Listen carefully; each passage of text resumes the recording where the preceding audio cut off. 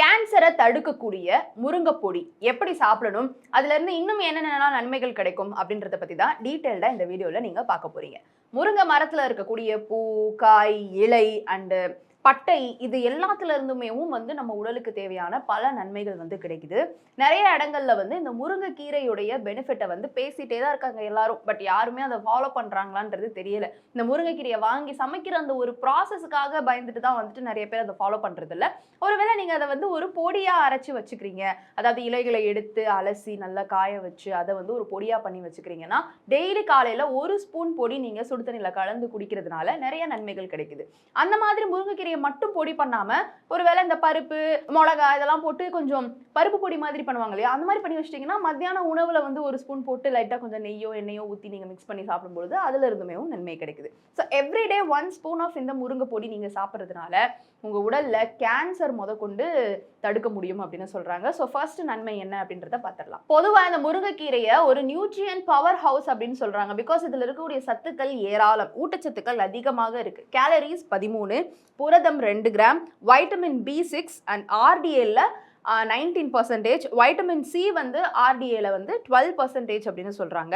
இரும்பு RDA 11% and riboflavin B2 RDA 11%, vitamin A beta கேரோட்டின்ல இருந்து RDA 9%, மெக்னீசியம் RDA 8%. இத்தனை சத்துக்களுமே இந்த முருங்கைக்கீரையில இருக்கு. இது என்ன பண்ணுமா உங்க உடல்ல ஆற்றலை அதிகப்படுத்தும். நிறைய பேருக்கு சோர்வு, கரெக்டான சத்துக்கள் இல்லாததுனால சரியா உங்களால ஒரு வேலையவோ இல்ல மூளை அளவுலையோ எதையுமே உங்களால டு த மேக்ஸ் செய்ய முடியாது. ஸோ டெய்லி காலையில ஒரு காஃபியோ டீயோ குடிக்கிறதுக்கு பதிலாக 1 ஸ்பூன் ஆஃப் இந்த முருங்கை பொடியை தண்ணியில போட்டு குடிக்கலாம்னு சொல்றாங்க.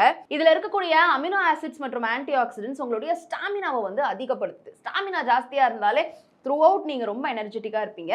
இதை உங்களுக்கு உங்க உடல்ல மேம்படுத்துது. இரண்டாவதா இதுல ஆன்டி ஆக்சிடென்ட்ஸ் அதிகமா இருக்கிறதுனால இதய நோய், நீரிழிவு நோய், புற்றுநோய் மாதிரியான நோய்கள் வராம உங்க உடலை பாதுகாக்குது. இது உங்க உடல்ல இந்த மாதிரியான நோய்களை எதிர்த்து போராடுது. அதாவது அது வரவே விடாம ஆக்கக்கூடிய சத்து இந்த முருங்கைக்கீரைக்கு இருக்கு. அடுத்ததா நோய் எதிர்ப்பு சக்தியை அதிகப்படுத்துது. முருங்கைக்கீரையில இருக்கக்கூடிய வைட்டமின் சி சத்து உங்களுக்கு நோய் தொற்று வராம உங்களை எதிர்ப்பு சக்தியோட பாதுகாக்குது.